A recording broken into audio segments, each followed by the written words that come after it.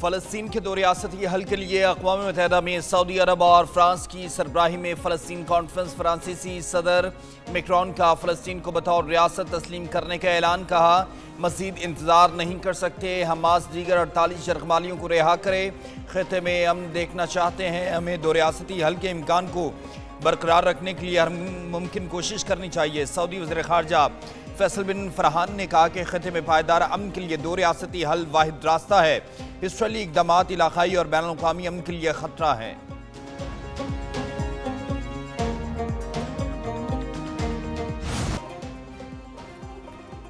اقوام متحدہ میں مسئلہ فلسطین کے دو ریاستی حل کے لیے کانفرنس ہے۔ وزیر اعظم شہباز شریف لندن سے امریکہ پہنچ گئے۔ وزیر اعظم اقوام متحدہ کی جنرل اسمبلی کے اجلاس میں شریک ہوں گے۔ وزیر اعظم خطاب میں کشمیر اور فلسطین کے مسائل اجاگر کریں گے۔ علاقائی سلامتی، ماحولیاتی تبدیلی، دہشت گردی اور اسلامو فوبیا پر پاکستان کا موقف پیش کیا جائے گا۔ سلامتی کونسل کلائمیٹ ایکشن اور گلوبل ڈیولپمنٹ انیشیٹو کے اجلاسوں میں بھی شریک ہوں گے۔ وزیر اعظم کی امریکی صدر سمیت عالمی رہنماؤں سے ملاقاتیں متوقع ہیں۔ خطے سمیت عالمی امن و سلامتی پر تبادلہ خیال ہوگا۔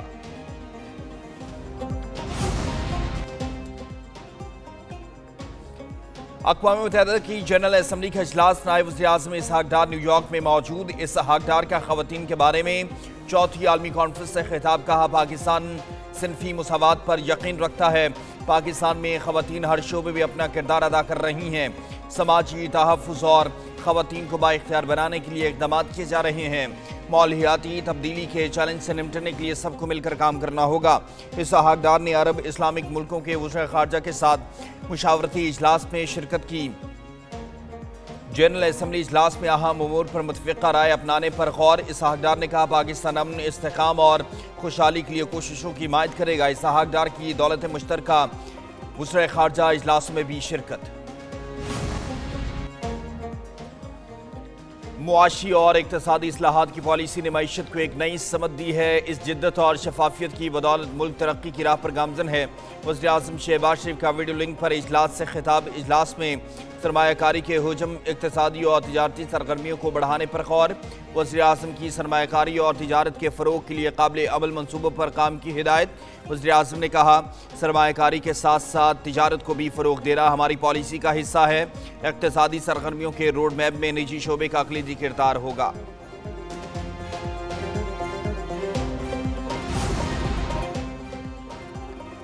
ایشیا کپ کا سپر 4 مرحلہ پاکستان کے لیے ڈو اور ڈائی کی صورتحال۔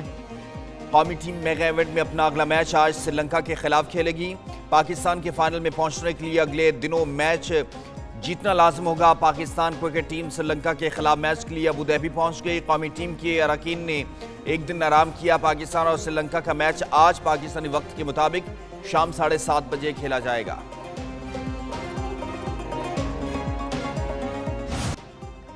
بھارت کے خلاف میچ میں فخر زمان کا غلط آؤٹ، بڑا تنازع پیدا ہو گیا۔ پاکستان کرکٹ بورڈ نے آئی سی سی سے ٹی وی امپائر کی شکایت کر دی۔ امپائر کے خلاف انکوائری کا مطالبہ۔ رائے کے مطابق میچ کے بعد ٹیم مینیجر نے میچ ریفری اور امپائرز مینیجر کو تحفظات سے آگاہ کیا۔ افغان امپائر بھی فخر زمان کے آؤٹ کو متنازع قرار دے چکے۔ متنازع فیصلے سے میچ میں پاکستانی ٹیم کی پوزیشن متاثر ہوئی۔ ڈریسنگ روم میں فخر زمان اور ہیڈ کوچ نے بھی فیصلے پر ناراضی کا اظہار کیا۔ 6-0 کا اشارہ بھارتیوں کو جواب قرارا۔ ایشیا کپ میچ کے دوران بھارتی تماشائیوں کے جملوں پر حارث رؤف کا بھرپور جواب۔ حارث رؤف نے 6-0 کا اشارہ دے کر بھارتی طیاروں کی تباہی یاد دلا دی۔ بھارتی سوشل میڈیا پر حارث رؤف کے اشارے پر شدید تنقید اور بحث چھڑ گئی۔ صاحبزادہ فرحان نے بیٹ سے فائرنگ کا اشارہ بھی کیا۔ وزیر دفاع خواجہ آصف کہتے ہیں حارث رؤف ٹھیک ٹکرایا، کم چپ کے رکھ۔ کرکٹ میچ تو ہوتے رہتے ہیں لیکن 6-0 کی ہزیمت بھارت قیامت تک نہیں بھولے گا اور دنیا بھی یاد رکھے گی۔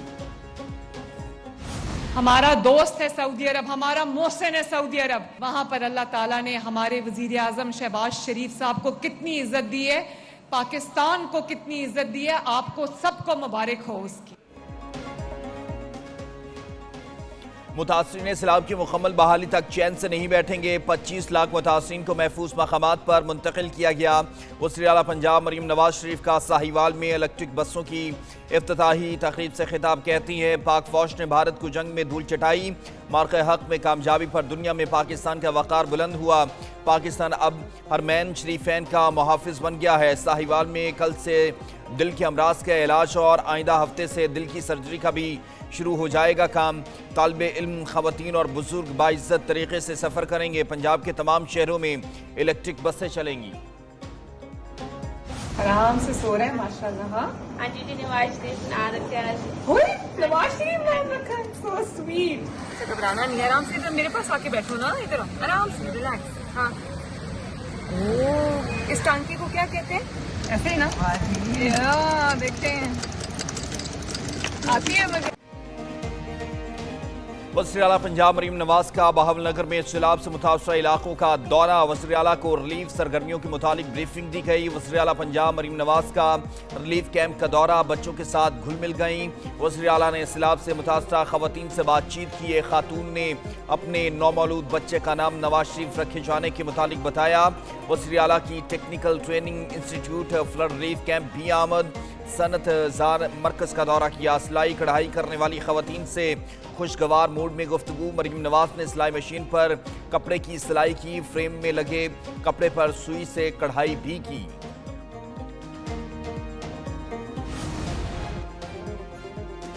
پاکستان اور سعودی عرب کے درمیان دفاعی معاہدہ، JUI کے امیر مولانا فضل الرحمان کا سعودی سفیر نواف بن سعید کے اعزاز میں عشائیہ، چیئرمین سینٹ یوسف رضا گیلانی، ڈپٹی چیئرمین سعدال خان ناصر اور گورنر خیبر پختونخوا فیصل کریم کنڈی کی شرکت۔ مولانا فضل الرحمان نے کہا کہ پاک سعودی معاہدہ اسلامی دنیا کی وحدت کے لیے نقطۂ آغاز ثابت ہوگا۔ پاکستان اور سعودی عرب میں مسلم امہ کی قیادت کی صلاحیت موجود ہے۔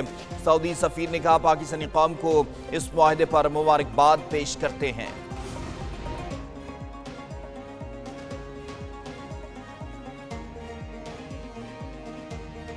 عالمی ادارہ فش نے پاکستان کی پائیدار فائنانسنگ فریم ورک کو عمدہ قرار دے دیا۔ فش کے اعلامیے میں کہا گیا فریم ورک بین الاقوامی گرین اور سوشل فائنانسنگ اصولوں سے ہم آہنگ ہے۔ فریم ورک گرین بانڈز اور سوشل بانڈز کے اجراء کے لیے استعمال ہوگا۔ فریم ورک کے تحت ماحولیاتی اور سماجی دونوں فوائد کو یقینی بنایا جائے گا۔ موجودہ آمدن میں گزارا ہو رہا ہے، سروے میں اخراجات پورا ہونے کا کہنے والے افراد کی شرح دگنی ہو گئی۔ پلس کنسلٹنٹ نے نئے سروے کی رپورٹ جاری کی ہے۔ 51% پاکستانیوں نے موجودہ آمدن میں گزارا ہونے کا بتایا۔ شہری آبادی میں اخراجات پورا ہونے کا کہنے والے افراد کی شرح دگنی ہو گئی۔ گزشتہ سروے میں یہ شرح 25% تھی۔ حالیہ سروے میں مشکل سے گزارا ہونے کا کہنے والوں کی شرح 75% سے کم ہو کر 49% ہو گئی۔